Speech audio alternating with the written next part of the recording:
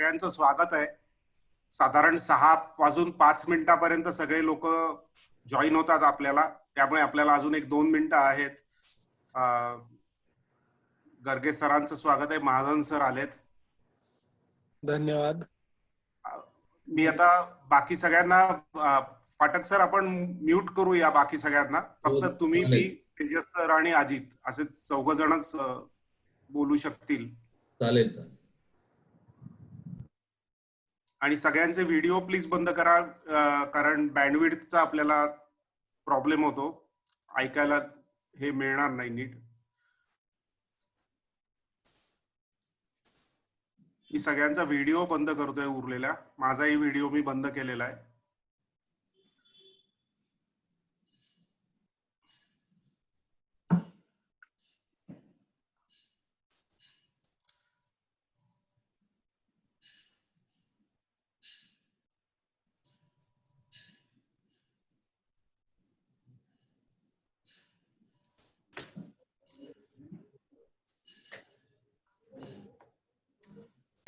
आपण 1 मिनिटात सुरुवात करू सर.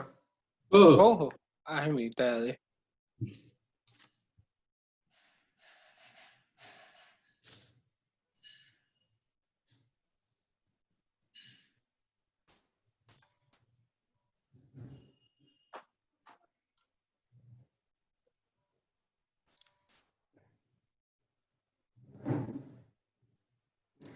आपल्या सगळ्यांचं स्वागत आहे. या आपण आज एका पेट्रोग्लिफ्स या पूर्ण वेगळ्या विषयावर गर्गे सर आपल्याला खूप माहिती देणार आहेत. मी सरांशी खूप इंटरॅक्शन केली होती आणि सरांकडे माहितीचा खजिना आहे. आता आपण तो पाहूया. अजितला मी, डॉक्टर अजित वर्तक सरांना विनंती करतो, गर्गे सरांची प्लीज इंट्रोडक्शन करून द्यायची सगळ्यांना. It is my pleasure to introduce today's speaker, Dr. Tejas Garge. Tejas Garge, the present director of the Directorate of Archaeology and Museums, Govt of Maharashtra, is working in the field of archaeology and heritage management for past 2 decades.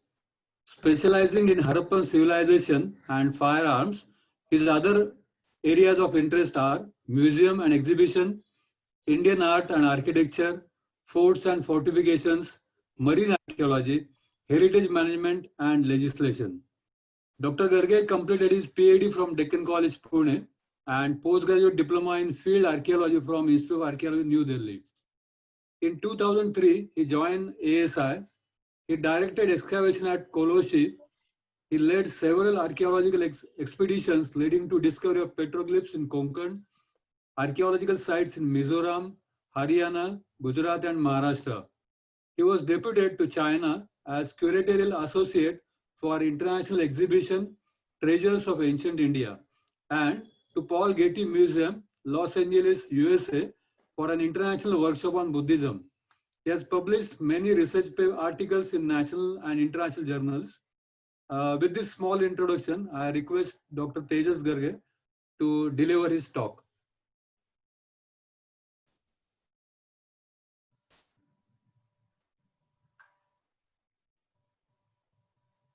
Thank you, Vartak sir, and thank you, Mission Devrai, for inviting me. Somebody can just confirm whether am I audible clearly? Yeah, so yeah, we are able to hear you properly. Ajit sir? Yes. Yeah, we can hear. No problem.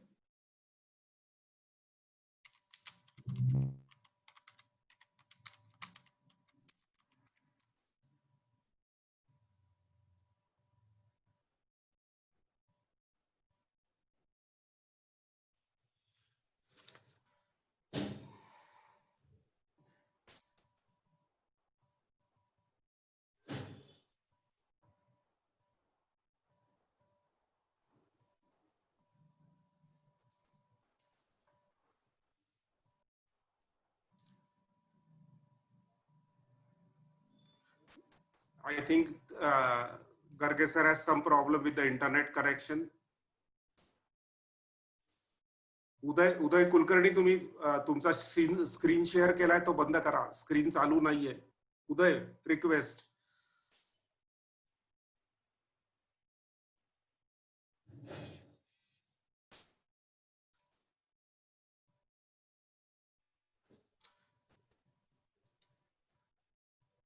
त्याला काय phone करून बघू घरच्यांना ऐकू येतं का नाही त्याला मग? त्याचं नाही, इंटरनेट आले, कनेक्शन आले, डाऊन आहे, तो आले, आले. पार्टिसिपंट्स मध्ये दिसत नाहीये.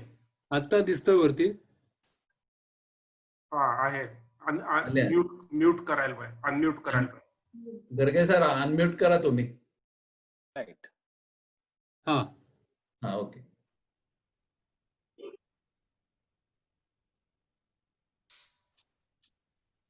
Am I audible clearly?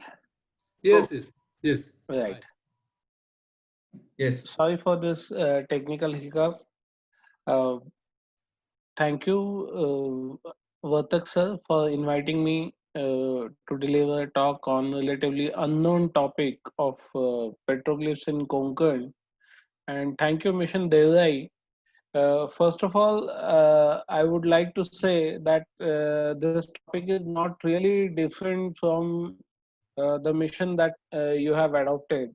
I think we are just going back in time. Instead of referring to our contemporary situation, we'll be referring to a situation few thousand years back in time. So today I'll be talking about petroglyphs in Konkan area, and it's a journey of human life from prehistoric to historical period. So many of the viewers, they might not be knowing me well. Thank you for a very kind introduction by Dr. Vartak sir. But mainly I am an archaeologist trained in documentation of object in historical context. So I do carry out explorations, excavations, and my special area of interest these days is firearms. So I'm working on cannons and guns found in historical context. But prior to that, I did my PhD on settlement pattern of Harappan civilization from Deccan College, Pune. And my main area of interest was to see how environment has affected culture and how culture has affected environment. uh, is my screen is properly visible? Sir full screen येत नाहीये. Okay. आपण हा from beginning सुरू केलं की wheel ते from current side. Right. आता येतोय? नाही, अजून फुल स्क्रीन नाही आला. तो टाइम लॅग असेल थोडा. हा आलाय. नाव इट्स विजिबल. पण आपण Yes. दुसऱ्या तिसऱ्या स्लाइड वर गेलोय sir.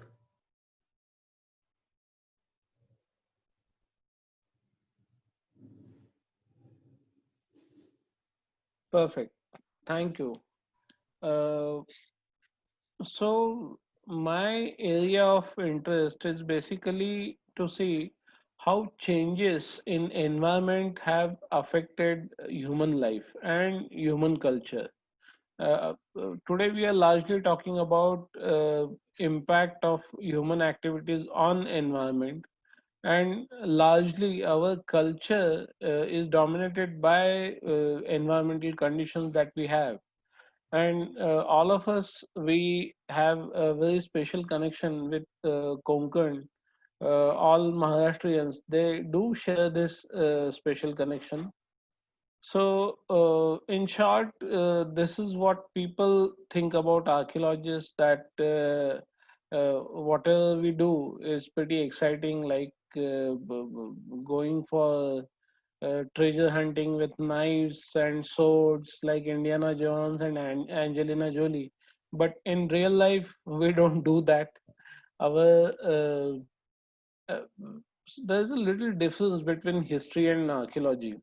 If you look at Indian scenario, on your left hand side, there are Ashokan inscriptions, and that's the first evidence of historical document in archaeological context. And history is written with words, and inscription was the first known words to us. So history of India has started from Ashokan inscriptions, And later on, writing has continued on paper and bhojapatras, tamilpatras, and so on. But the oldest document of writing in Indian subcontinent is from Ashokan script. Uh, Contemporary writing might have been on paper or birch bark. That is not survive and that has not come to us. So availability of written documentation is essential for historical writings. And in contrast to that, in archaeology, we basically used all the material evidences in form of objects. Those are retrieved from the excavations and explorations. So our tool of writing of human past is basically archaeological objects. So if we don't fight with knives and we don't do all that jazz done by Indiana Jones, what we actually do that we carry out explorations, we carry out excavations, we do thorough documentation of things what are retrieved from exploration and excavations, and whatever monuments or objects that we have found, we carry out their preservation and conservation. We also do a job of reconstruction up to an extent, and we are heavily into heritage management. So these are the preliminary duties of any archaeologist, especially in India. If you look at the scenario outside, government departments are essentially engaged with preservation or salvage archaeology, and mostly research is done by the universities. In India, universities do carry out research, but they are not into preservation and conservation activities as heavy duty as government departments like Archaeological Survey of India and State Department of Archaeology. So we undertake these explorations by studying ancient literature. Study of geographical conditions is very essential in order to know what locations were actually suitable for human habitation. Known monuments and size is always a good indicator of looking for more and more archaeological sites in and around.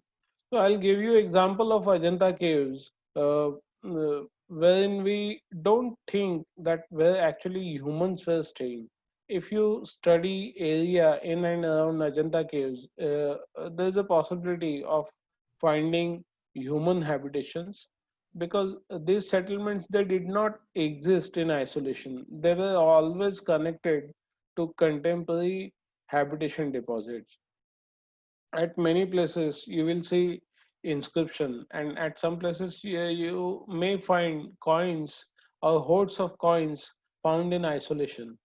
And in older days, there was a system of burying valuable goods outside the habitation area, but this location was always within the walking distance of that particular village.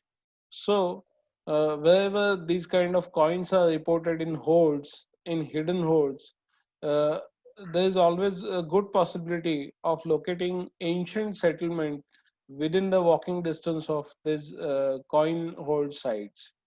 Britishers did a great job of making topo sheets of Indian subcontinents, and study of these maps and topo sheets is quite valuable and rewarding for any archaeologist. Many old sites or abandoned sites are located on these topo sheets with a mark of cross, and many times some unusual contouring that may not occur in that kind of physiography can also lead to finding new archaeological sites. Today, we are having new methods of aerial photography or studying satellite images. They also give a lot of information about archaeological record and archaeological sites.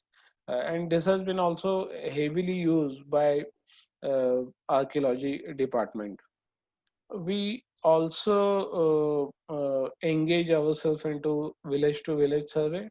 I mean, once you do all these background studies, there is no exception but to take a field walk, to go on foot, and that's the true romance of archaeology, at going on foot.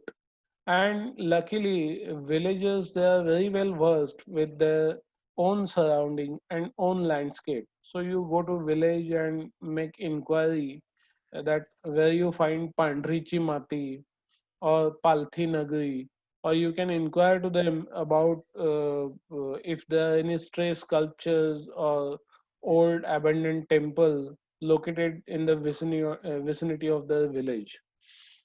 Villagers are very well informed, and they can provide you a good deal of information about archaeological data in their vicinity. So, village to village survey proves a very successful method of archaeological exploration, which was basically engaged into location of a lot of petroglyph sites.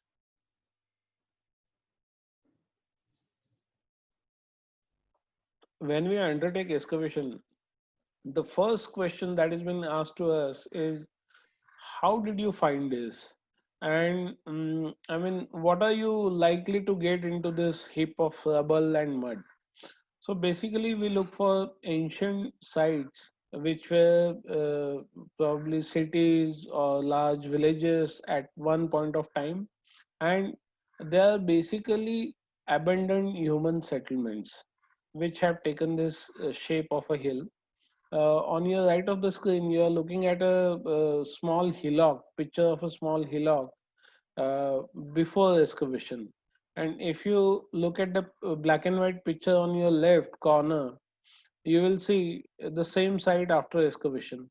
So these type of hillocks, which we call as habitation mounds, they house many structures of bygone era, of past. And there's a diagram of site of Dholavira.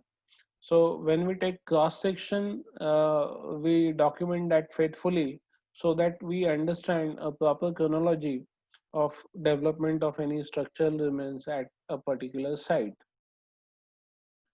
So this is basically activity of operation of excavation. That is also scientifically recorded, and that is how we reconstruct the past of any human settlements with these scientific tools and scientific methods. Well, we don't only venture into air and on ground, but we also dive into water in order to find ancient remains on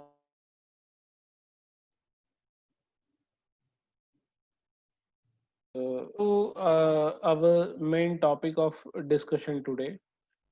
In simple words, petroglyphs are images created by removing part of rock surface by incising, picking, carving, or abating is a form of rock cut art.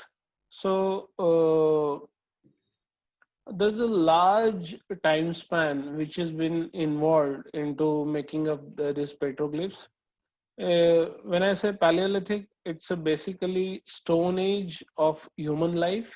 So right from Stone Age in Indian context, that is about 1.2 million years.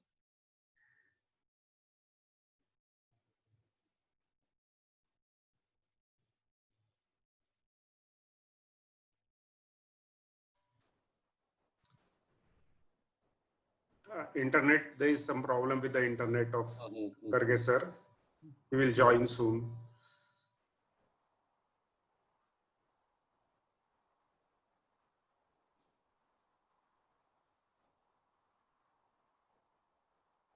Audible, sir? Yete. Yes, yes. Right, perfect. Thank Ah. you. So I was talking about span of petroglyphs, which is spread right from Stone Age till medieval era.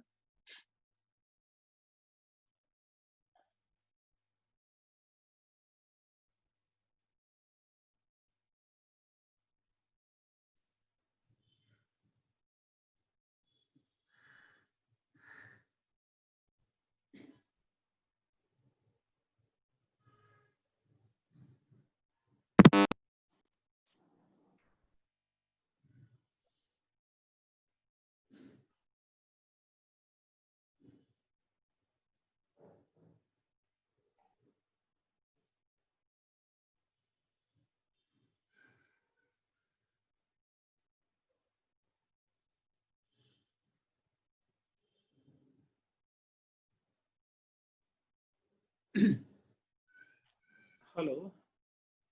Hello. Huh. Yeah, आहे परत आपण we have joined. The slide is visible. Right, but it is not going ahead. When it is connected with Zoom, it becomes very slow. मी PPT हे करू का, share screen करू का? Right. तुम्ही फक्त मला नेक्स्ट स्लाइड असं म्हणा, म्हणजे मी पुढची टाकत जाईल. चालेल. आणि मी माझ्या हँडसेट वरून जॉईन करतो.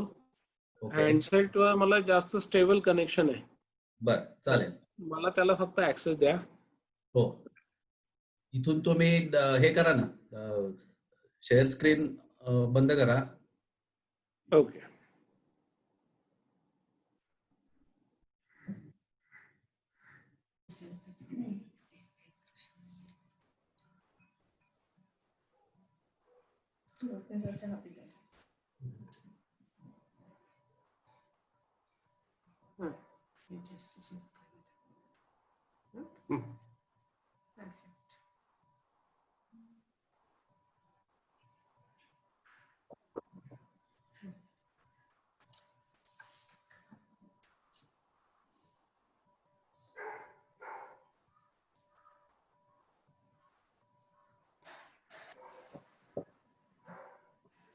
आपण बरोबर आहे. हो, बरोबर, इथेच होतो.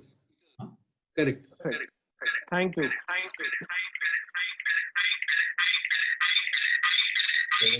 करायला पाहिजे.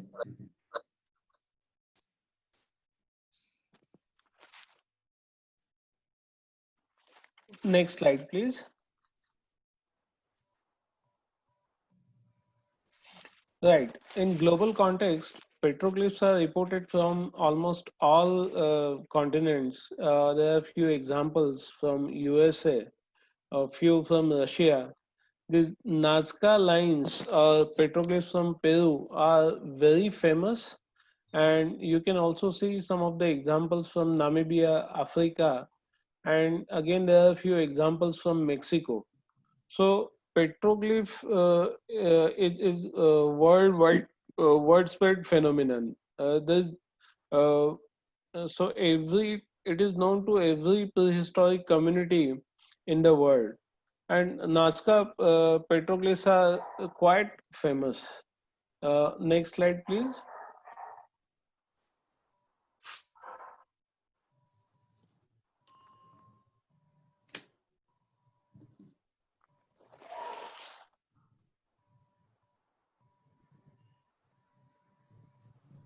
दिसतीये ना? Thank you. So these are pictures which are taken from a microlight aircraft, and on your top you will see a giant spider, and this is spread over several hundred meters, and in the bottom you will see a monkey, and the tail of the monkey is shown in a roundel. And you'll be surprised to know that there is no hard rock on this.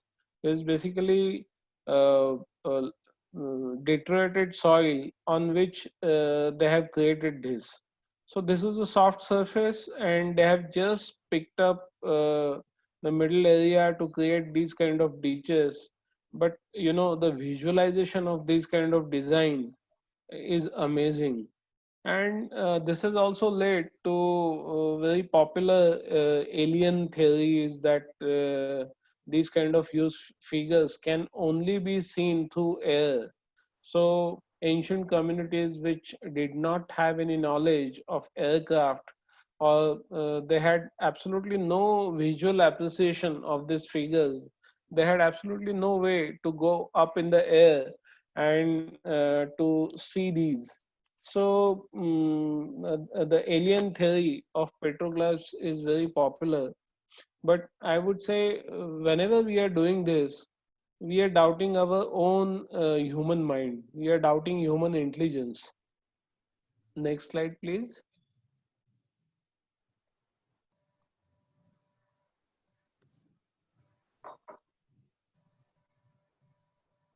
So our story of our own petroglyphs in Konkan starts from this humble place called Nevri Fata.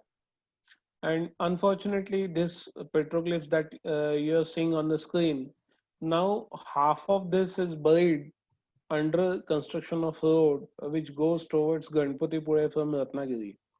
So in 90s, this particular location was reported to Department of Archaeology, but unfortunately at that point of time, no action was taken.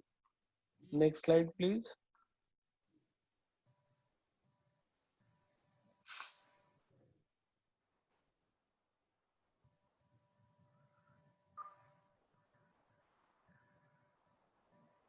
So this is the site of Nivre Gaudewadi.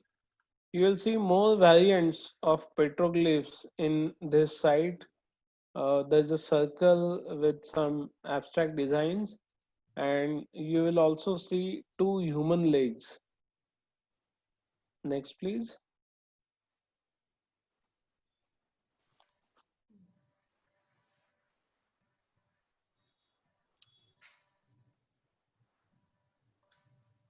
So I'm really happy to introduce uh, that though I said this is relatively unknown work, but the work had already started in the 90s, and this was started by a very well-known scholar in the field of Indology, Dr. Daud Darvi. And his work is still continued by Mr. Sadashiv Tetwilkar and Dr. Lad, who recently wrote a book citing connection of this petroglyphs to the Indus Valley culture. I told Mr. Lad that I may not agree with some of his views, but still he was kind enough to call me for release of his book. And this is probably a unique ceremony where the theory proposed in that book was criticized by the person who launched that book. But author was also kind enough to accept that criticism. Next is Dr. Anita Rane Kothari from St. Xavier's College, Mumbai. She also found a few petroglyph sites. Then you are seeing Mr. Satish Larit in the middle, who was an officer with Department of Information and with Government of Maharashtra, and he found petroglyph sites from Sindhudurg district, and he wrote extensively popular articles about petroglyphs. Then petroglyphs were known to the rest of the Maharashtra with writings of Mr. P.K. Ghanekar, and P.K. Ghanekar is a very well known figure in Pune. Though being a botanist, he has written extensively on forts in Maharashtra, and he also wrote about tourism places in Konkan, wherein he has mentioned about few petroglyph sites. But on right hand side of your screen, you will find Dr. Gokte, Dr. Shrikant Pradhan, and Dr. Prabodh Shirvalkar, and their team was conducting explorations in Konkan or western coast of India in order to look for ancient settlements. And in this process, they located petroglyphs from few sites in Ratnagiri district. And now this for the first time, petroglyphs were reported by Dr. Gokte and his team in a proper journal with ISSN number. And so this was the technically first technical article by Gokte and his team. So petroglyphs are introduced to scholarly words by work of Dr. Gokte, Pradhan, and Prabodh Shagarkar. But of course, most of the footwork is done by a team of organization called Nisarga Yatri.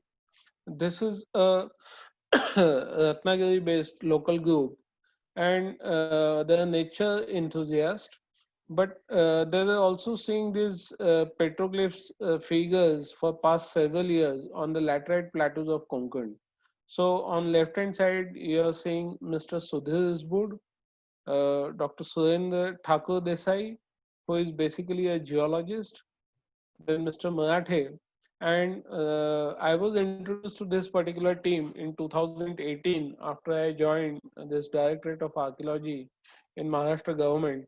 And for some reason, with my training of Harappan civilization, I definitely knew that these figures, they definitely belong to prehistoric era. So we shifted, one of the trained archaeologists trained from Deccan College from Pune to Ratnagiri, Mr. Apte, and he started working with this team, and they really explored many of the sites which were already found by Mr. Riswood and his team. And we took up scientific documentation of every site. And I think contribution of this team was, it actually established that many of the petroglyphs, they belong to prehistoric era, and they also found a lot of stone tools in and around these petroglyph sites. So scientific studies actually began with this collaborative efforts between Directorate of Archaeology and Nisargayatri. Next slide, please.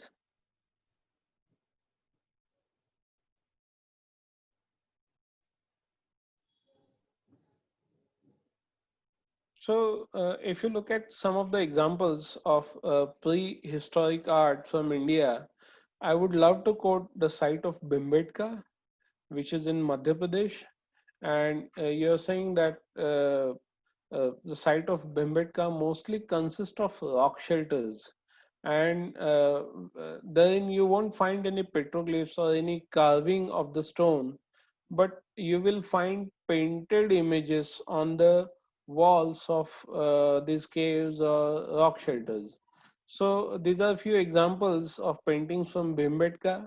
Mostly it is depiction of contemporary fauna. You're saying these animals like belonging to bovine family, and deers, and up there a hunting scene is also in progress, and you're seeing hunting of wild boar, and a large wild boar is also depicted with a lot of decorative motifs, and it has got also two horns on head.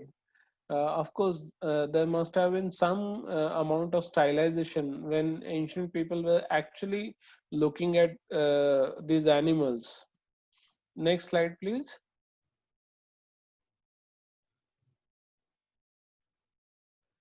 But if you look at Maharashtra, there's certain motifs on Chalcolithic pottery. So this pottery belonged to era prior to the historical period, around say 2000 years BC, which was like contemporary to the late Harappan phase in the overall Indian context. So there we have found a lot of pottery, and on pottery there is depiction of these naturalistic motifs, motifs oriented from flora and fauna, and depiction of few human figures. So I would say that was considered as the oldest art in academic world. Next slide, please.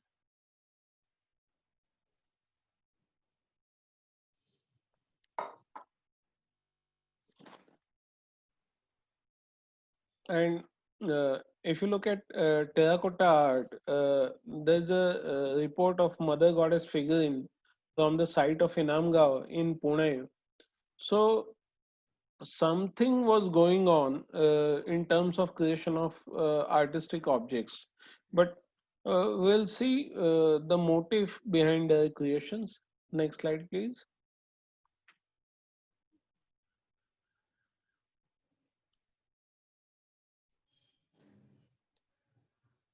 As I said, academic world was aware of all these paintings on pottery or prehistoric art, but for common public, art in Maharashtra started with Pital Khora and sites like Ajanta and Ellora. So you're looking at the site of Pital Khora with certain paintings from second century BC. Next slide, please.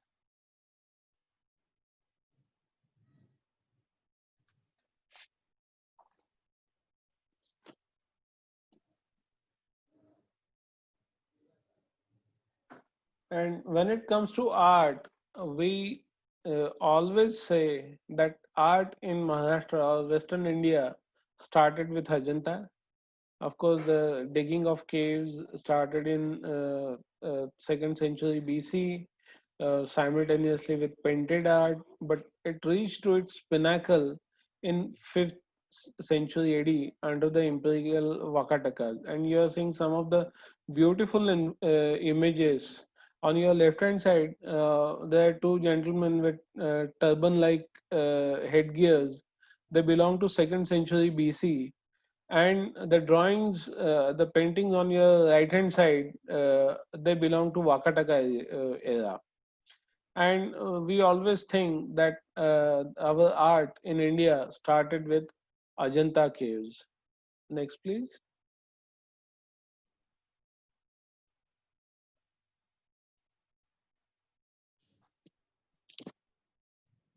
So these are Ajanta caves or rock-cut caves in Western India in form of Ajanta, Nasik caves, uh, uh, Pitalkhora, Kala and Bhaja.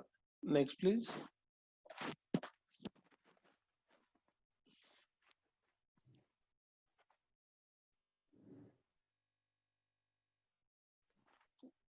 But now our own findings have completely changed this understanding of evolution of human life and art in Western India. You are looking at a very narrow strip of land called as Konkan, stuck between Sahyadri Mountains and Arabian Sea. And these, at many places, these are essentially valleys, and there's a huge laterite plateau in terms of length on which you often find these carvings. Next slide, please. So, as I mentioned, this is hilly and coastal area with humid climate. Mostly, you will find laterite formation in form of plateaus. And we essentially focused our explorations in Ratnagiri district, and we focused our operations in Ratnagiri, Rajapur and Lanja tehsils. Next slide, please. So this is basically a map of villages which has reported petroglyph sites. So you will see that we still haven't begun any explorations in Sindhudurga district. Very few people have reported some rock carvings from Raigad district, which are yet to be confirmed. But our most of our focus of our work is in South Konkan, with special emphasis on Ratnagiri and Sindhudurga district, because petroglyphs from Goa are already known. Next slide, please.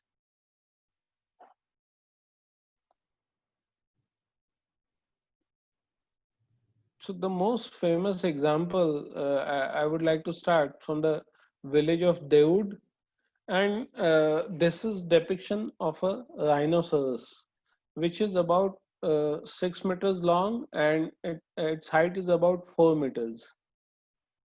Next slide, please.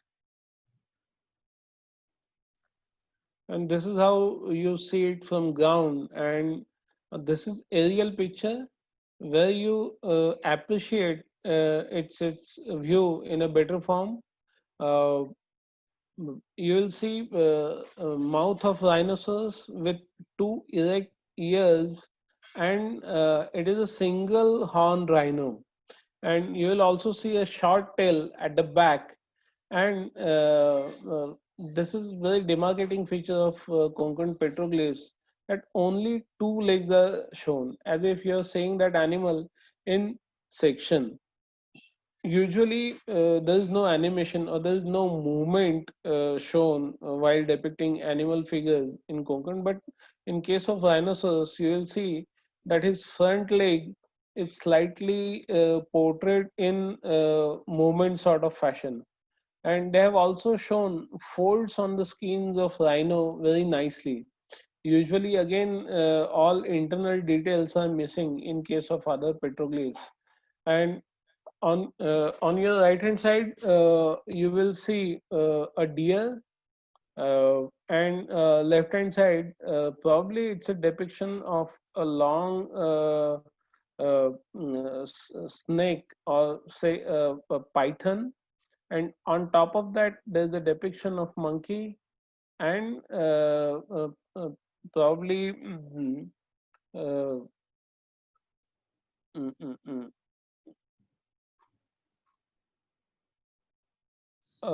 fish is also seen on right top. Next slide, please.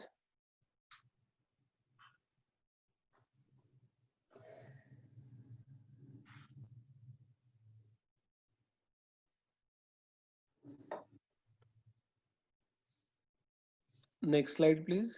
Yes. Now we are looking at a site of survey, and this is very peculiar because now there is a combination of human figures and animal figures.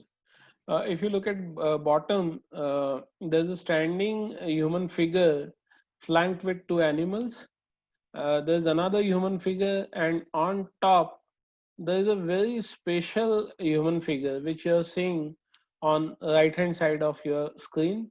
Next, please.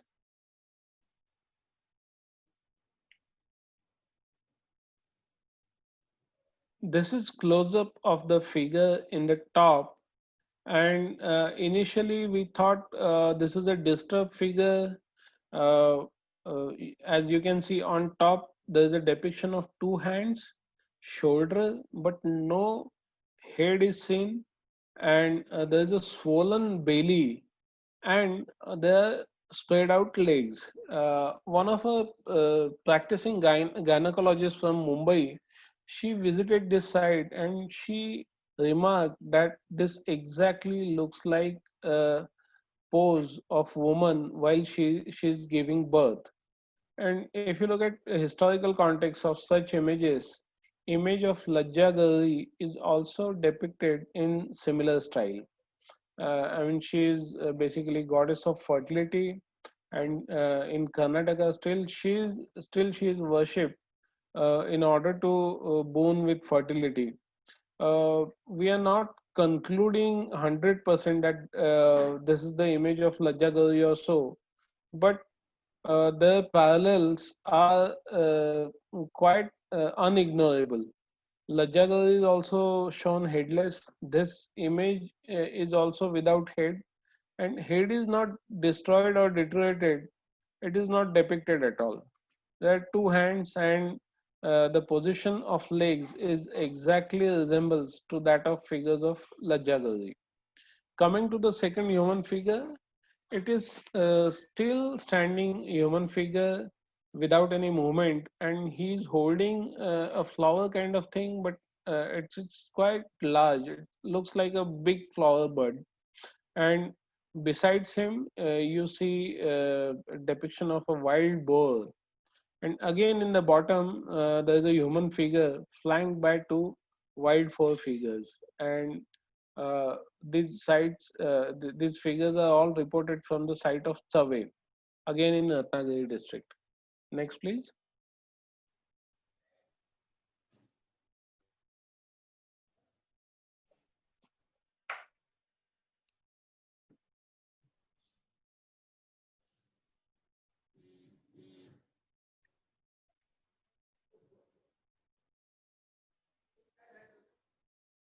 Next slide, please.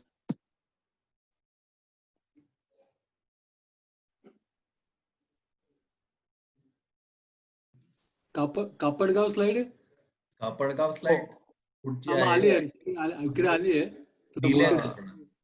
मला दिसत नाही अजून. Anyway, right. Thank you.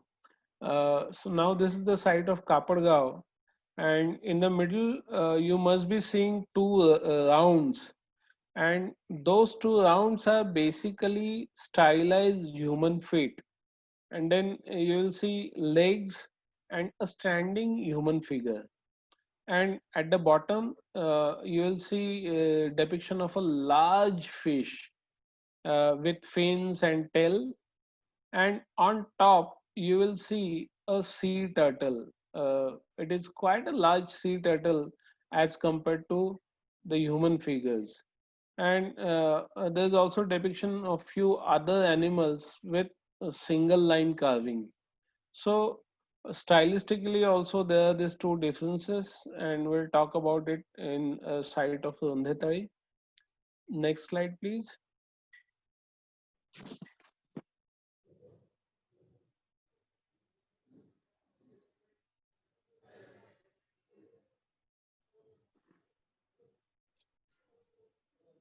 I think there's little delayed response. I'm sorry about this. Kasheli Rajapur. Right. Mm,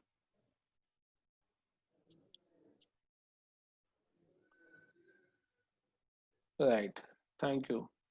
So this is the most famous site that has come to light so far.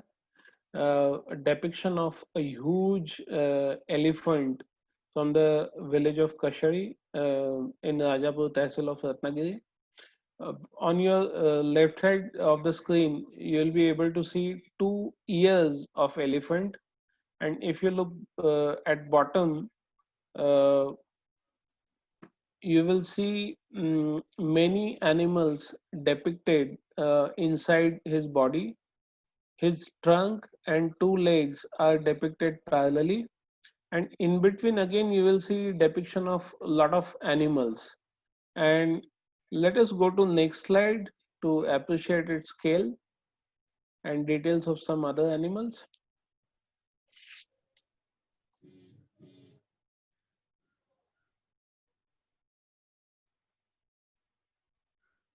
Yes. So now all the distortions in image are gone, and now you will be able to appreciate outer shape of this elephant, and even you will be able to identify all the animals depicted inside. You will see alligator uh, and the wild boars, baby rhinos, monkeys, many birds. Depiction of peacock is very common, and you will see animals from cat family, and again baby elephant, and we are still not sure this is something like kangaroo or some other animal. Identification of species in scientific manner is still under progress, and to our surprise, these are not only terrestrial animals, but there are also amphibious animals like alligator, uh, and there are also fish, and depiction of shark is quite prominent, and you will be also able to identify stingray from this group. So this is kind of a mixed zoo kind of thing depicted in ancient times, but zoo is a very popular terminology. I would like to say that this is how they subsisted, and this is what they believed in. So I'll come to belief system slightly later. We'll complete the description part first. And now just to appreciate the scale of this figure, we'll go to next slide.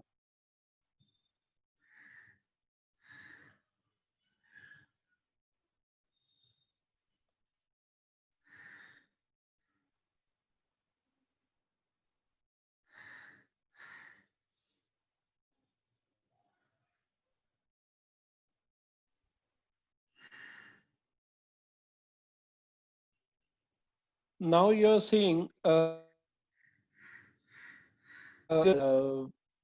and in ratio to that human figure, you will see the ratio of elephant figure. So this is about uh, 16 meters by 13 meters in size, and this is the largest known petroglyph ever known from Indian subcontinent. So there is no petroglyphs, which is as big as this from Indian subcontinent. So this is the site of Kashari. And this is also important from archaeological perspective, that we collected a lot of stone tools from its surface, and we are also able to date these sites on the basis of stone tools.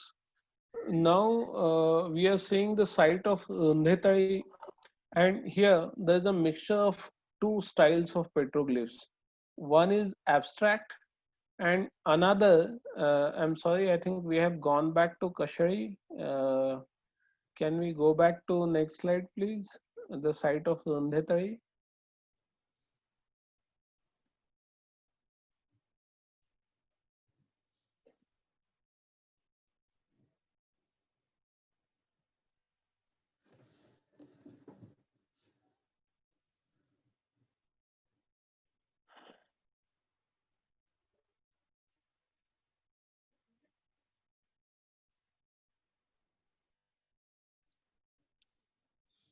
Next slide, please.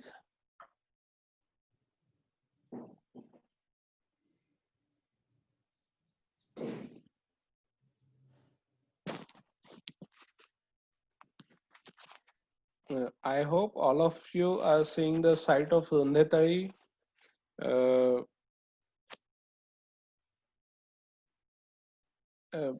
you can Devi respond. Devi Devi Haswa. Oh, right, right. No, this should be site of Rundhetari. I hope I'm talking about the right slide.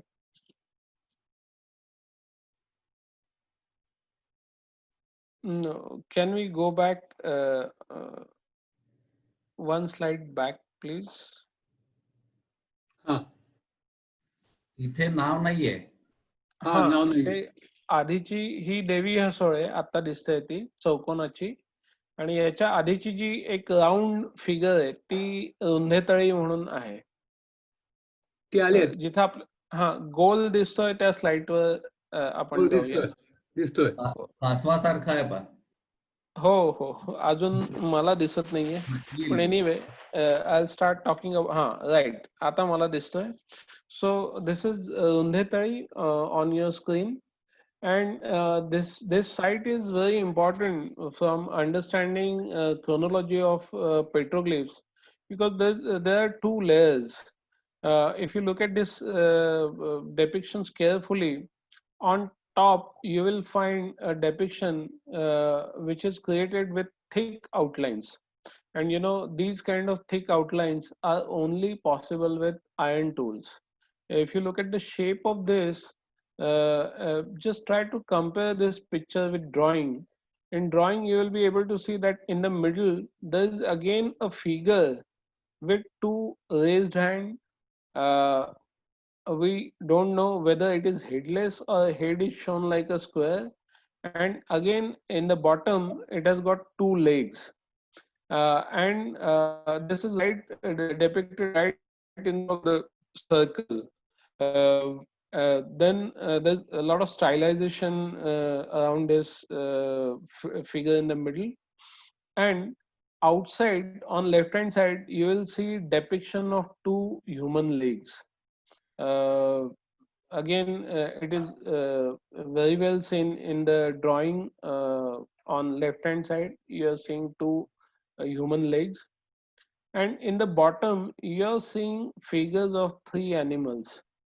One is the bottommost is animal from cat family, probably a tiger. Then there's a depiction of a big fish, and then there's a depiction of jellyfish. Now try to compare these figures of animals or fauna with figures on top. The animal figures are drawn with single lines, and that kind of carving is possible with stones. And you know the carving at the top has to be done by iron implements. So there's a long tradition of carving petroglyphs, which starts in Stone Age and continues up to the historical period when iron implements were invented to achieve these kind of results. Next slide, please.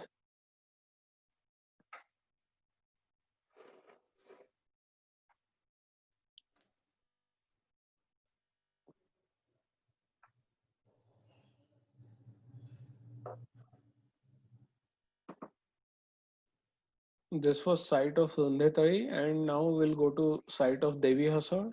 Yes. In popularly, this is referred as Pattachita, and this is in front of a temple.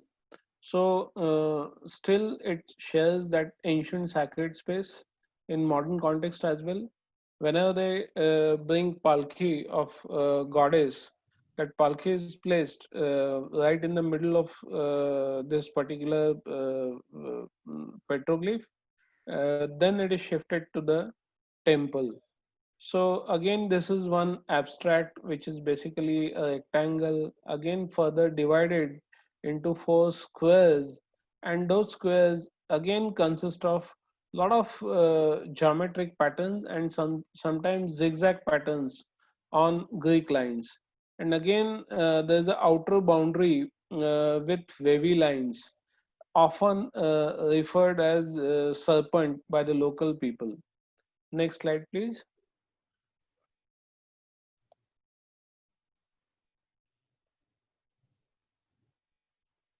This is a real view of Devi Hasor. So you will be able to appreciate this form of serpent. And I would also like to draw your attention towards crosses made in carving in four corners uh, of that spiral motif, which moves all along the figure. So that was also seen in case of elephant. Ears of that elephant were marked with this type of cross. So definitely, physically, though they are away from each other, but they do share a lot of stylistic similarities over time. Next slide, please.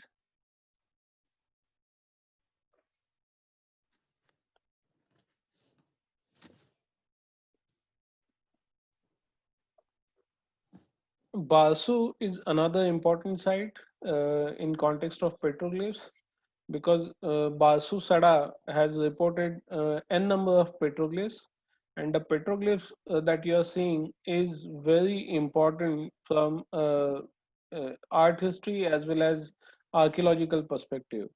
So what you see here is a standing human figure flanked with two tigers on the either side. And next slide, please.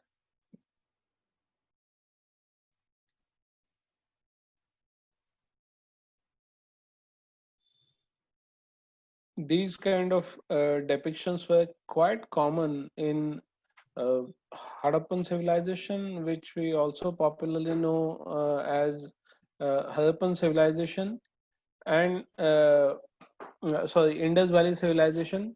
And you will see a seal reported from Harappa and Mohenjo-daro on either side shows a standing human figure holding two tigers. And of course, this is not a peaceful posture. uh, Definitely some level of violence is involved into this. This human being is definitely trying to overcome or overpower two animals on the either side. And if you try to understand this particular figure from known mythology, the only known source comes to us from Mesopotamia, and that too the story of Gilgamesh. This was a famous divine king who ruled who ruled around 3000 BC in Mesopotamia, and a lot of legends are involved with him, wherein he is shown fighting with two tigers. So the legend of Gilgamesh is quite famous, and this seal is comparable to that. So the most wonderful feature that how same motif is depicted in remote area in Konkan. according to Mr. Lard, this particular culture, petroglyph culture, emerged after Indus Valley. So people actually who were responsible for carving these beautiful seals, uh, they migrated to Konkan and they were responsible for creation of these petroglyphs.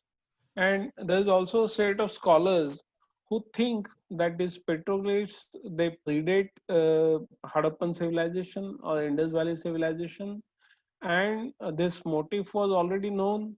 Rather, these prehistoric motifs have contributed to the Harappan motifs. So these are two opposite theories in time, and we'll try to correlate this in future with more and more archaeological data. Next slide, please.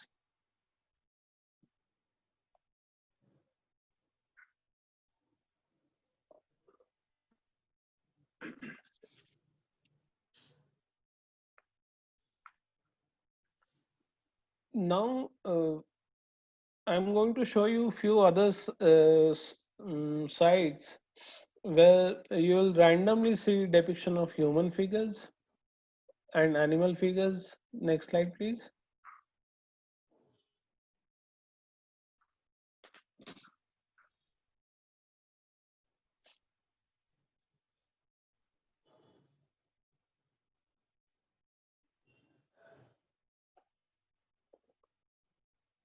This is the site of Colombe, uh, when you see a human figure on top. Again, two circles, but you know this human figure is depicted totally in a different style.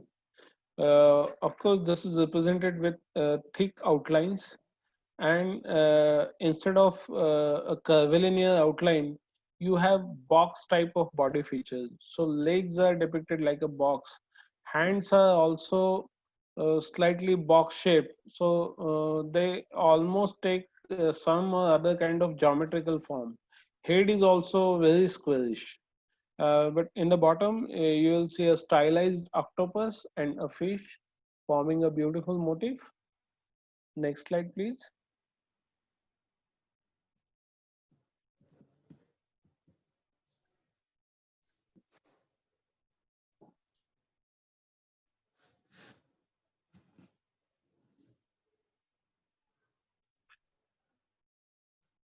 Now a deer species is seen. You'll see how realistically they have come up with depictions while depicting ears or horns or even tail portion. Uh, there's no even slight amount of stylization while depicting these animals. They're depicted quite in naturalistic manner, as the actual animals are, as if you make that animal lie on ground and draw an outline. It is drawn in such perfect manner. Next slide, please.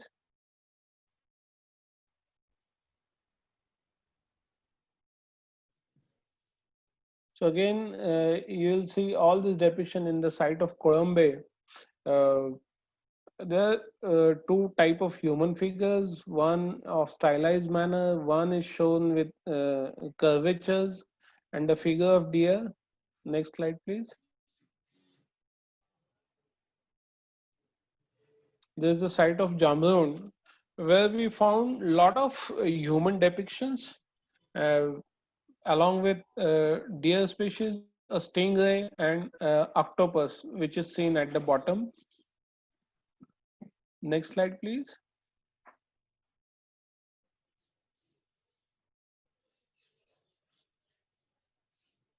This is a site of Chave, the details of deer and a monkey at site of Goa.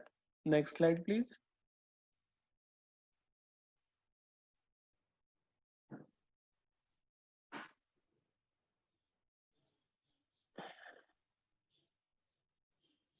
This is site of Sakhar Kombe in Rajapur Tehsil, and this is probably depiction of a falcon or a hunting bird with large span of wings.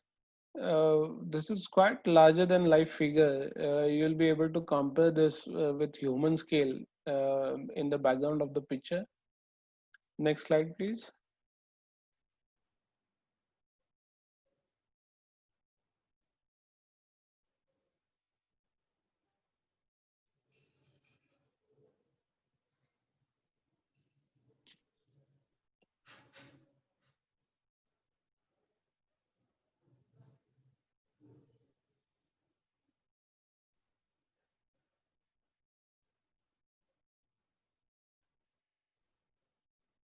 This is another figure which is from Sakha Kombe, which is interpreted by our team as elephant bird. This bird is not found in Indian context at present. Next, please.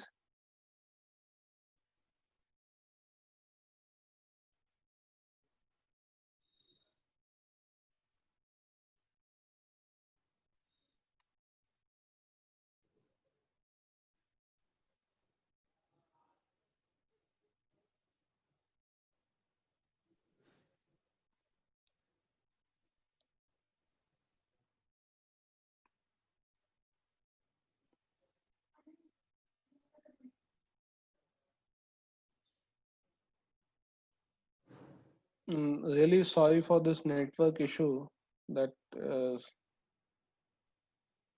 right. Thank you. Now we are seeing the fish from Omre, and I think now you will get a fairly a good idea how stingray is depicted in these carvings. And again, from Sakhar Kombe, one can see fish with circular motif. Next slide, please.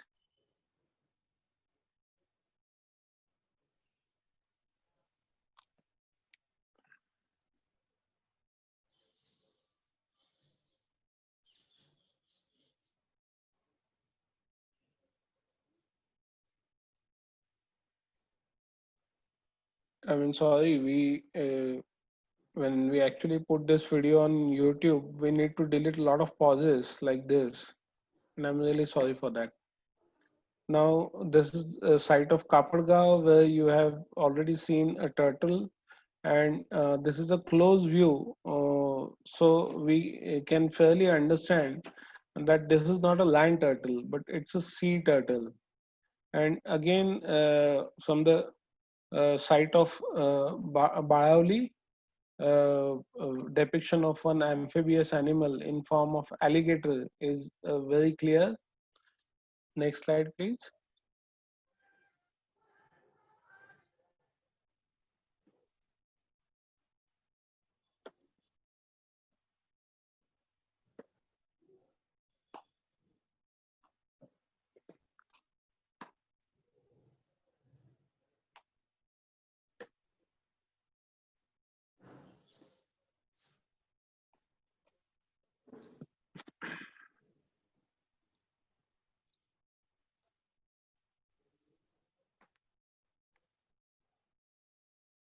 Mm, I still see this Kapadgaon and Bayauli slide. Right. We are able to see Colombe. Yes. Now we are at Colombe. So to reason to include this particular two human figurines or other three figurines, that they are totally different style adopted while carving a human figure. If you look at site of Jamrud, the only outlines are carved like a single line. But if you look at the bottom figure at Devate Gotne, they have not only carved outlines, but they have taken out portions around the human figure.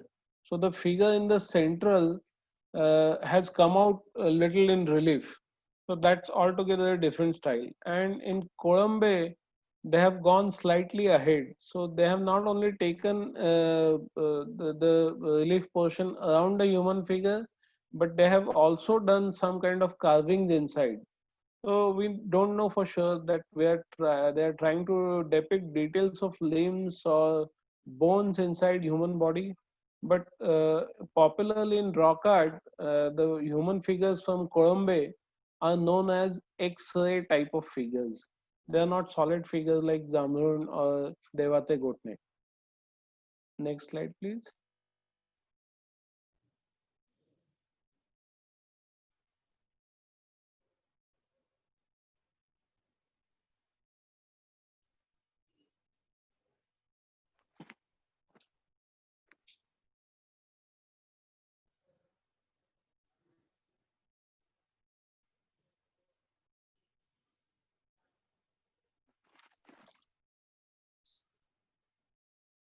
I'm still looking at Colombe and Jamrud. Oh, thankfully, we are on our next slide from Devate Gotne. So on left hand side, you will see details of that human figure, and you will be able to appreciate that I was talking about leaving the central portion and carving the portion around the figure to bring that central portion in relief. And that is how they have carved this particular figure on Devate Gotne. And to my surprise, there's a large plateau, laterite plateau behind this village of Devatse Gotne, and there's only a single depiction. And this is a human figure of life size, say 5.5 to 6 feet. Uh, quite, it's depicted in quite conical or angular fashion. But Devate Gotne has a special importance in our study. You will be seeing a lot of compasses showing different directions. We call this as phenomenon of magnetic deflection, and this phenomenon is quite strong near this petroglyph figure. And as you go away, uh, its effect decreases. Say in 100 feet, its effect is almost nil. But as you start moving towards this petroglyph, the effect is maximum on top of this particular figure.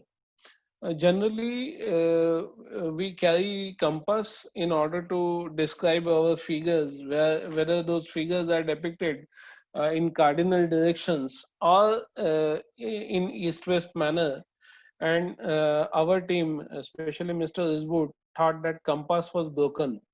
But next time he went to that site with another compass, and then also we failed to show that whether this is north to south or east to west. Then compass from mobile was used by him, but again it showed some different direction, and I'm sure there's some scientific explanation for this.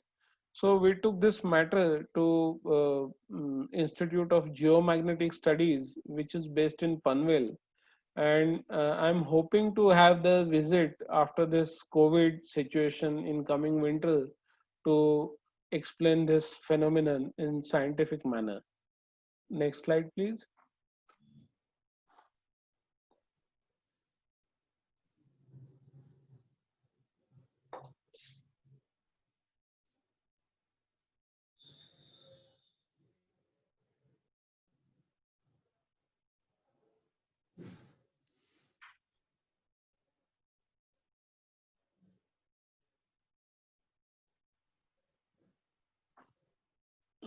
देवाच्या गोठण्यात मीच गोठलोय वाटतं.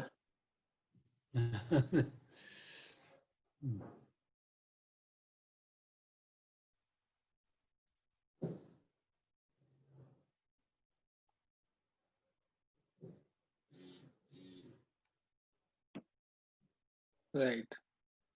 We are seeing more and more examples when sometimes a lot of circles were used as decorative motifs with different techniques.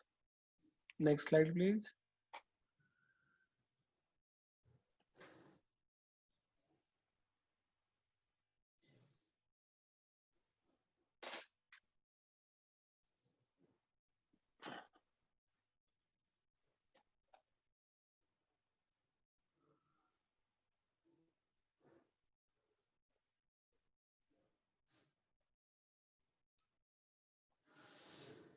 Now, there are a few examples of a very popular motif among the petroglyphs is depiction of two legs, as I mentioned earlier. And many scholars, they also equate depiction of these two legs with that of Lajjagari. So this is also connected to fertility in some way. So depiction of these two legs is again representation of fertility cult. Next slide, please.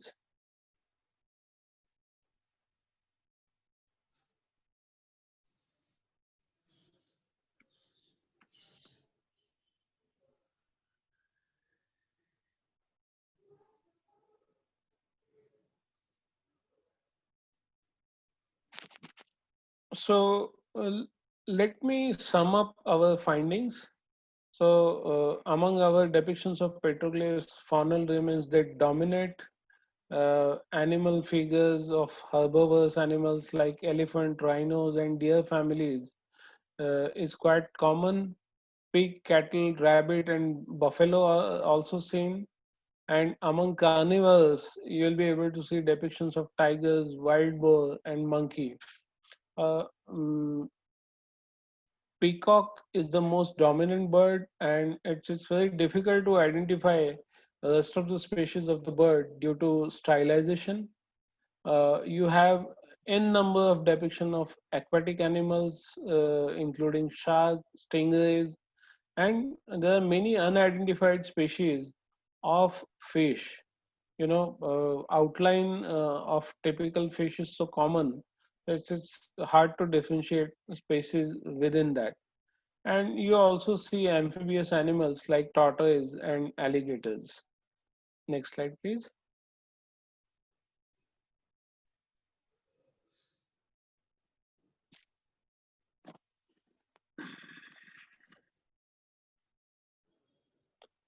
So second major category is of human figures, and you have already seen that they have certain minor variations when it comes to techniques of drawing them in single outlines or thicker lines or full-fledged solid forms.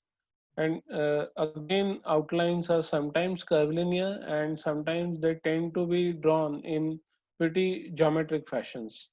Besides animal and human figurines, there is a third type which is most dominant among petroglyphs, which is abstract figures. So these are nothing but essentially geometric patterns arranged in a certain fashion. We exactly don't know what is the reason and what is the meaning behind depiction of that. Many people tend to think that this is also related to Tantra cult, and these are all yantras related to tantric cult practices. I'm not very sure about this. Next slide, please.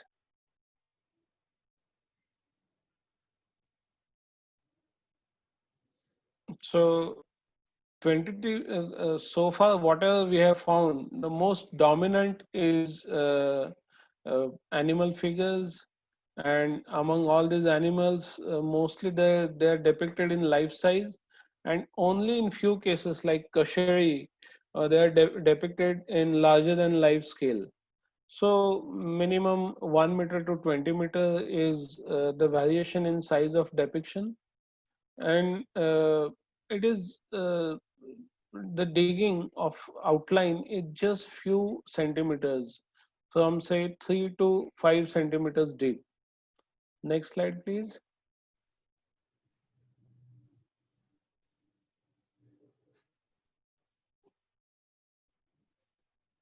So you don't have much variety of birds. It's dominated by peacocks, a lot of unidentified birds, and very few birds are depicted in larger than life size.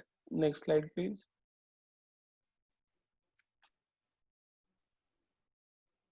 A lot of aquatic animals, including sharks and rays. And again, the variation is between 1 to 3 meter. I'm sorry why feet is there, but it's between 1 to 3 meters. Next slide, please. few amphibious animals, and they are almost life size. Next, please.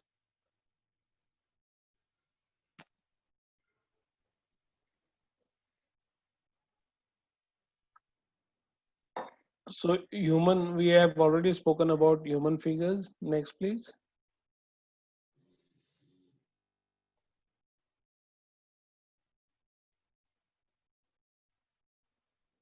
So this is the basic uh, mm, features of abstract petroglyph figures that includes geometric patterns with circles, rectangles, triangles, semicircles, and sometimes they also form some abstract shapes. And they also dominate among the depictions. Almost more than 30% are covered by abstract type of petroglyphs. Next, please.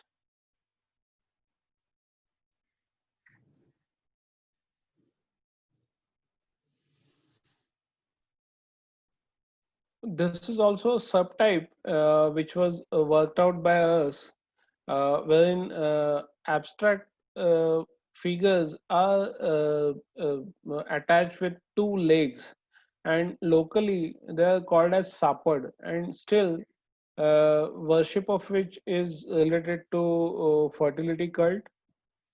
And Devi Hasor is the best example of this type, which is already described. Next, please.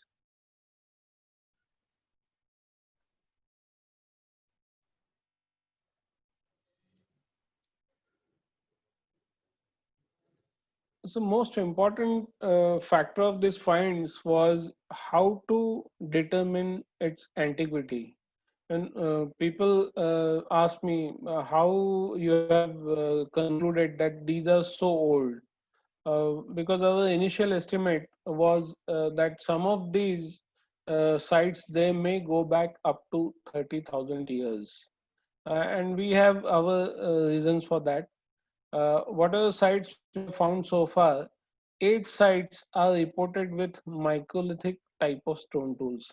Those are found in the last phase of Stone Age, known as Mesolithic. The Stone Age in India is basically, or anywhere else in the world, is basically divided into lower, upper, and middle Paleolithic. Then there is a transition phase of Mesolithic. All Paleolithic periods are essentially Stone Age cultures. But Mesolithic is marked with little departure, where besides hunting, humans have also doing gathering, and they are finding certain seeds which were often utilized for agriculture in the later periods. So Mesolithic is the phase where seed of agricultural activities is already sown. Then Neolithic is the phase where agriculture is seen practicing throughout the India. So in earlier, Mr. Lalit had equated many of these petroglyphs to Neolithic period, but in Maharashtra, there is an absence of Neolithic age. If you ask me why so, because that typical type of polished tools which are reported from all the Neolithic sites throughout India are totally absent from Maharashtra. So in Maharashtra, Neolithic is mostly replaced by Mesolithic. So a lot of agricultural activity it takes place only during the Chalcolithic phase after Mesolithic, and after Chalcolithic phase, you enter into historical period. Next slide, please.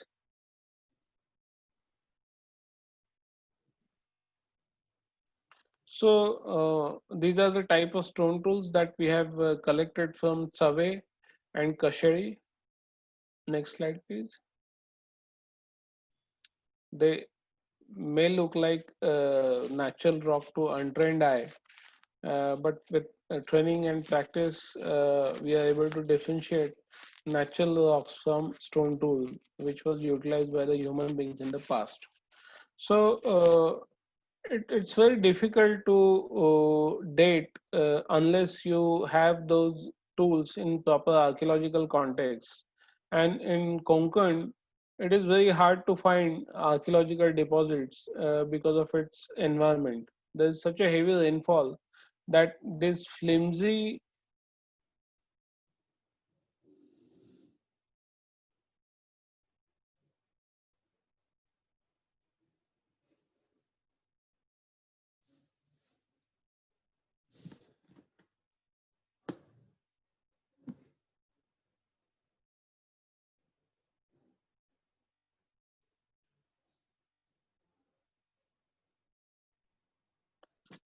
sorry, my connection is back and I hope I'm audible.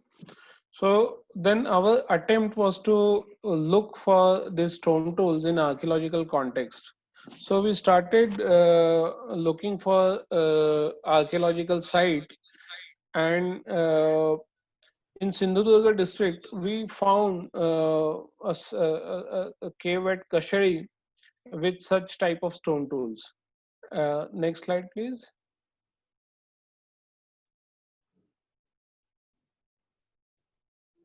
And we carried out our excavations for 2 seasons in this site of Kashari, and we have retrieved similar evidence of stone tools from that site. Can we have next slide, please, where excavation is shown?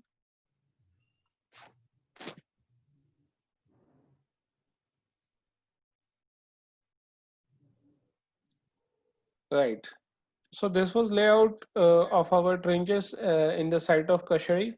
So you're seeing this is a huge cave, and probably it can accommodate about 30 to 40 human souls. So it is good enough for a single human band of say 30 people to live in. But and often we see these kind of rock shelters, and we tend to imagine that this might be a good location for staying during rainy season. But if you look at its physiography, it is totally made of laterite and it oozes during rainy season. So there is more water inside this cave in rainy season as compared to dry season. But this is the best place to live in dry season. And you're able to see some of the trenches taken by us and some of the stone tools which were retrieved from the excavation. And stylistically and date wise, they share a lot of similarities to their counterparts reported from the surface of the petroglyphs. Next slide, please.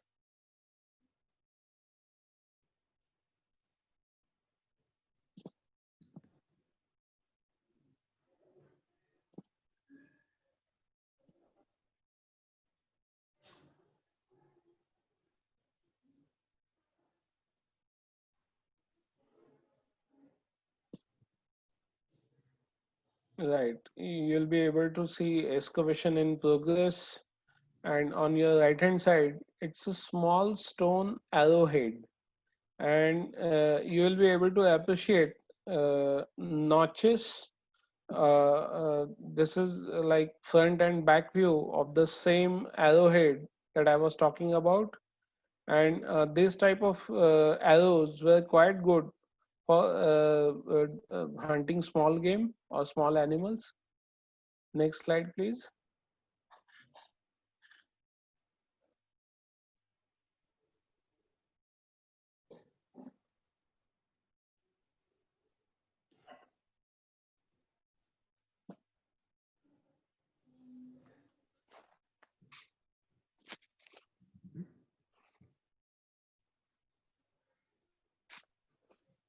Yes, and this is how it would have looked like in those days when people were staying inside.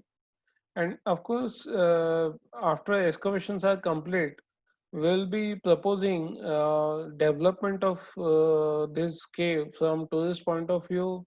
We would like to put some dioramas with actual human figures in the Stone Age avatar inside that cave. Plus, we would like to leave some information boards carved on rocks so that people visiting there they can understand how people were actually living in prehistoric past in Konkan. So we could not take up this work due to COVID situation in current financial year, but I'm hoping to do this in next financial year. Next slide, please.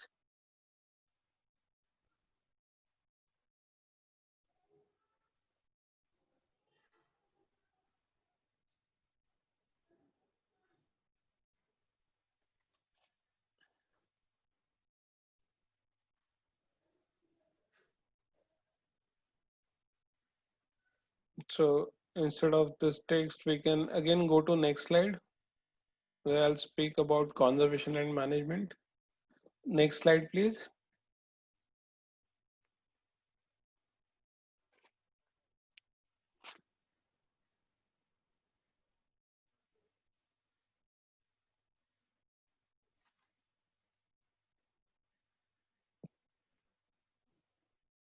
Well, this is the site of Ukshi, and we found a single figure of elephant here.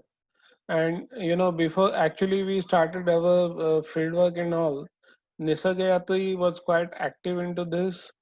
They thought of this very ingenious local design to protect these petroglyphs from human vandalism. I think they have survived in nature for past so many hundred years, but human vandalism of few minutes, it can destroy these petroglyphs easily. So now you will be able to understand that they are carved on horizontal rock, and we are protecting them by fencing in the same material. And we also need to have a platform in order to appreciate its full view. Next slide, please.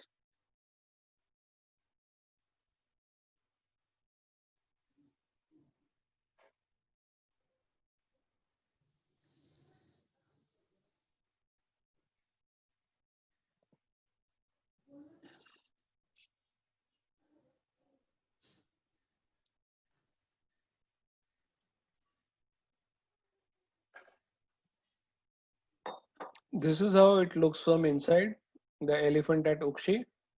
And the laterite fencing that we have proposed, it is totally reversible, and it is matching with its original landscape. Right now it is looking so red bright, but within 2 or 3 years, it is going to achieve almost similar blackish color as you see in and around the elephant. And here you will be able to appreciate the figure of elephant with a very prominent genital. So the gender of animal is also identified. Next, please.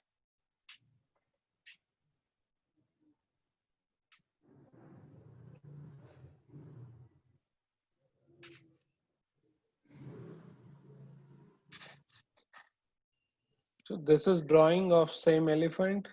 Next, please.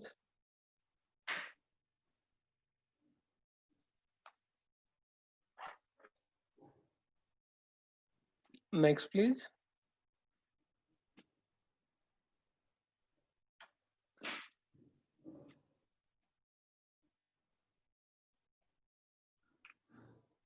This is aerial view.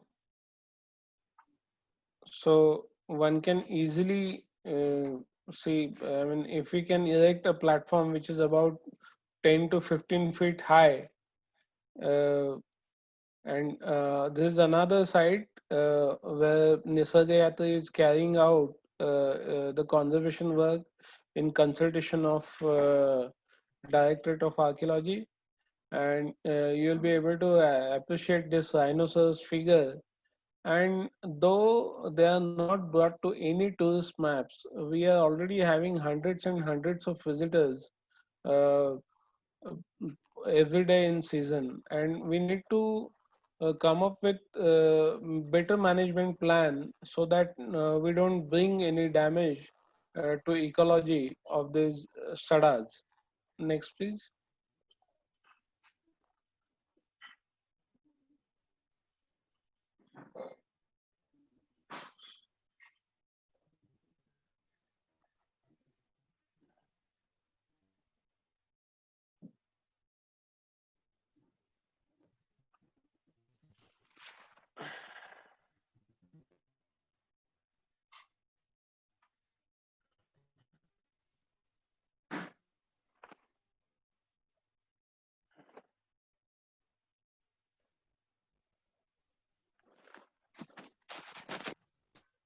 Now you are seeing the site of Sakhakombe at the bottom, and you will see that there's a head on top of the figure, two hands, and again two spread out legs at the bottom.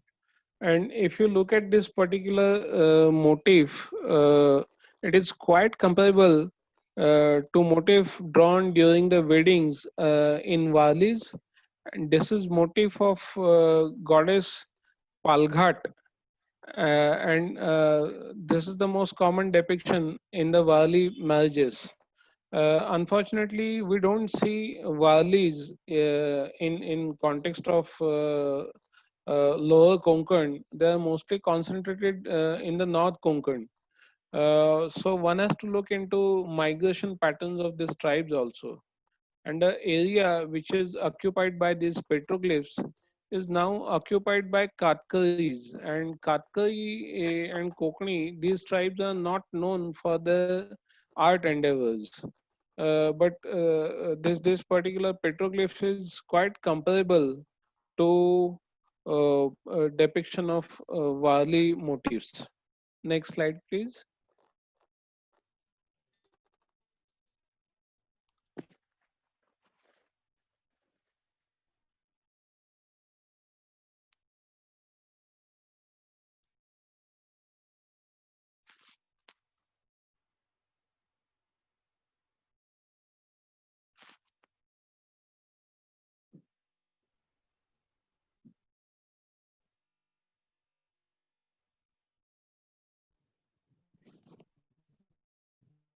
I hope I'm audible at the moment. Yes, we are able to Yes, hear you. right, great. So we did invite a lot of scholars around the world, and you are seeing Dr. Edwin Neumeyer from Austria, who is actually an authority on Indian art, and he was kind enough to visit some of the petroglyph sites, and he more or less substantiated our claims of origin of this particular art from a Mesolithic period in general and its continuation to historical period. So we are really thankful to Dr. Neumeyer for his visit and remarks. Next slide, please.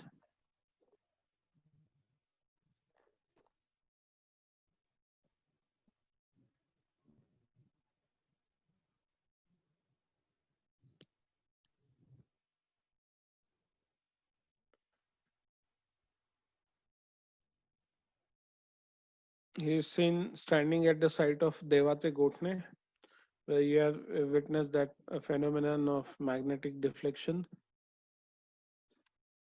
Yes, we have already seen this. Next slide, please.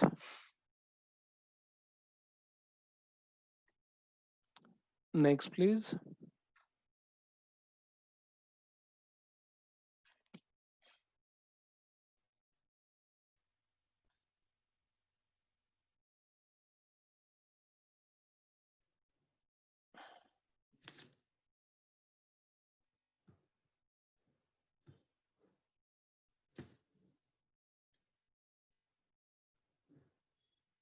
पुढची घेतो का पाठक साहेब?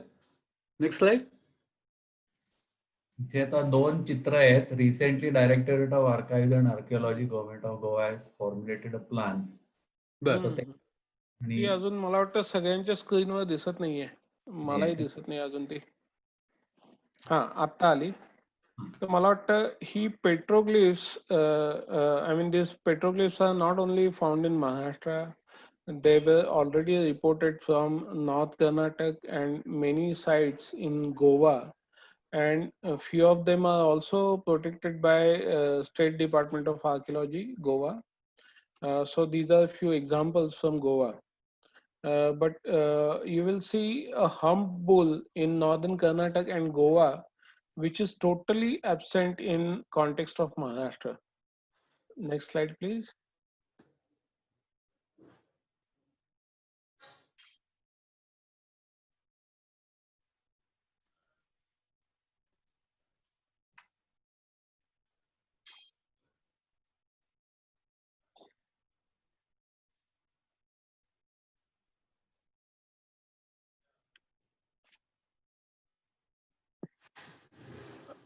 Right.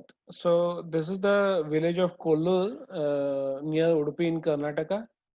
There also petroglyphs are reported. Next slide, please.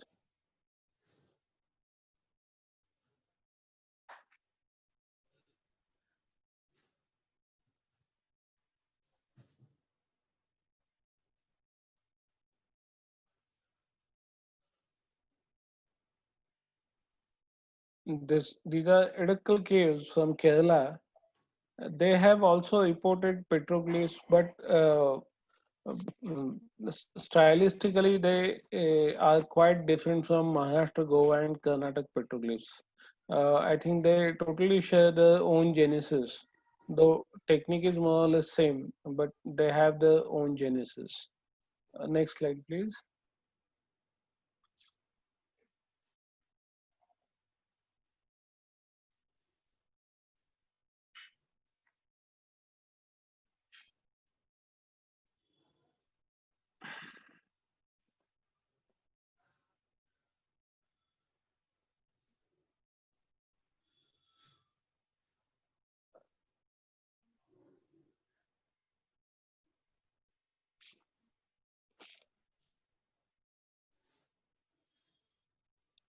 Well, so we are almost in the end of our presentation.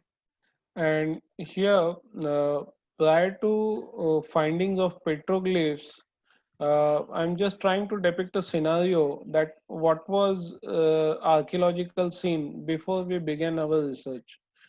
Stone tools were sporadically reported by Dr. Ashok Marathe from Deccan College, Professor Sankalia, who reported stone tools from Mumbai area. Colonel Todd reported stone tools from Kandivli. So, prehistoric past of the Konkan was known. So there was definitely human habitation in prehistoric period in Konkan. And straight away, we had evidence from historical period. We had absolutely no record of what happened in between, how this transition from Stone Age to historical period has taken place.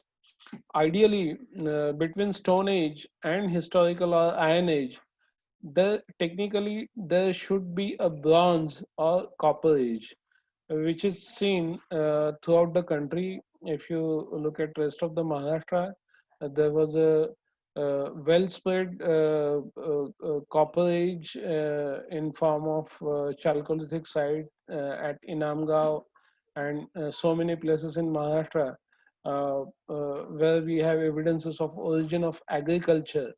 And in North India, we have Indus Valley or Harappan civilization. But in Konkan, we had absolutely no evidence of this transition. And it was thought that Stone Age lifestyle got transferred from its Stone Age technology to early historical period.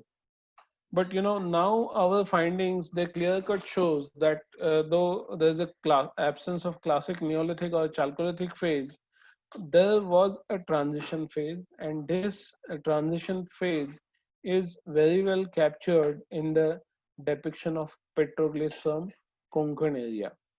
Next slide, please.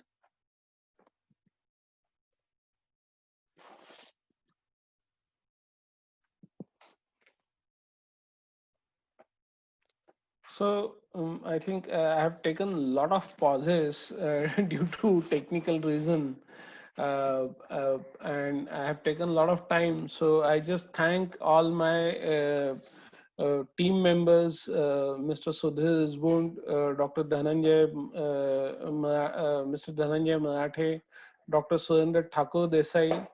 Dr. Aparna Vatve from Pune was kind enough to visit our sites many a times, and she is also looking into ecological aspects of these petroglyph sites and our excavation sites.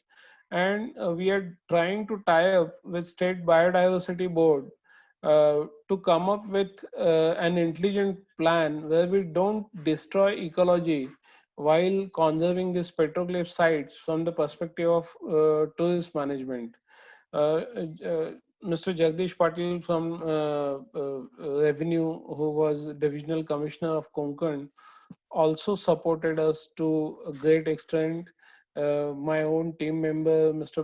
Bhavi Kulkarni, was kind enough to do protection proposals, and Mr. Vilas Vane, who is posted in Ratnagiri and who will carry on work started by Mr. B.V. Kulkarni and team.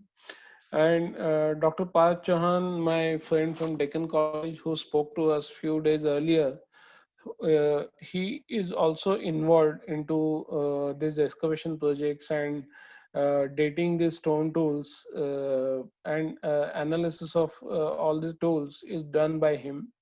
I'm thankful to Professor Sushma Dev and Professor Pramod Jogrekar for visiting few of our sites. And Dr. Jogrekar was kind enough to assign dates for rhino and hippopotamus figures from Kashari, because rhino is not seen in modern context of Konkan. Uh,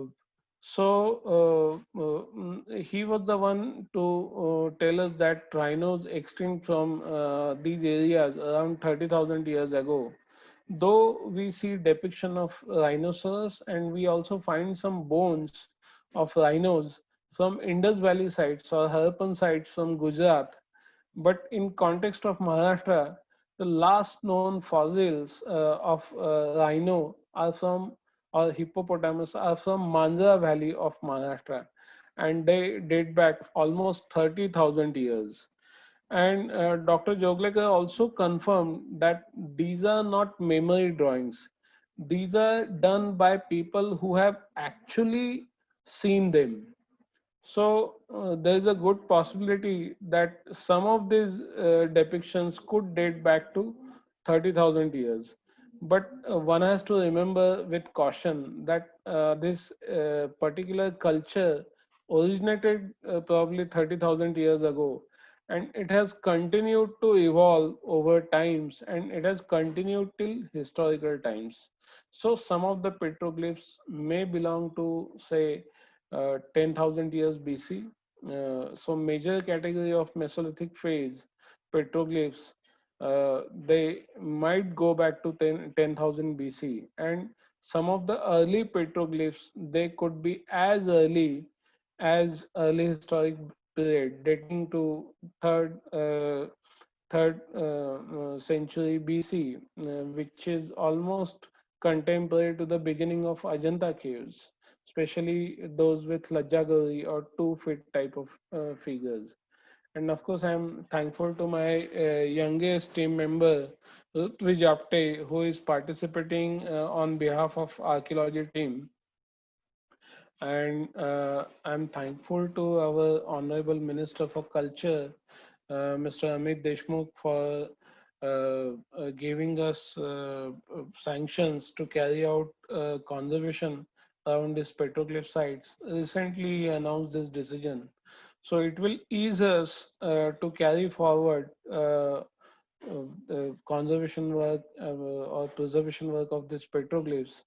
And these have lasted on those spots for thousands of years naturally, because they were not known to the humans. And unfortunately, they are now known, and they are being destroyed day by day by human vandalism. So, a small step of administrative approval by Honorable Minister will really go ahead in a long way in preservation of these petroglyphs. Thank you so much. Please tell me if we have time for question and answers, or I have gulped all the time.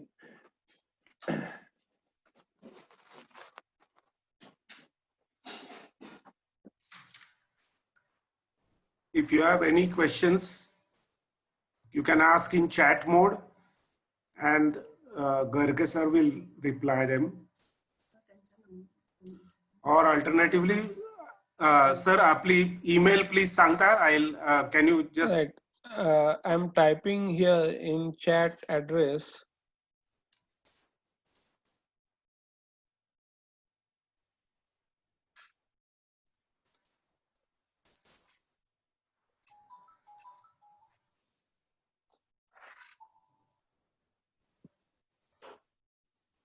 So this is my email, and if there are any questions, you can always contact me. You can always send your queries on this mail. I'll try to reply them as soon as possible.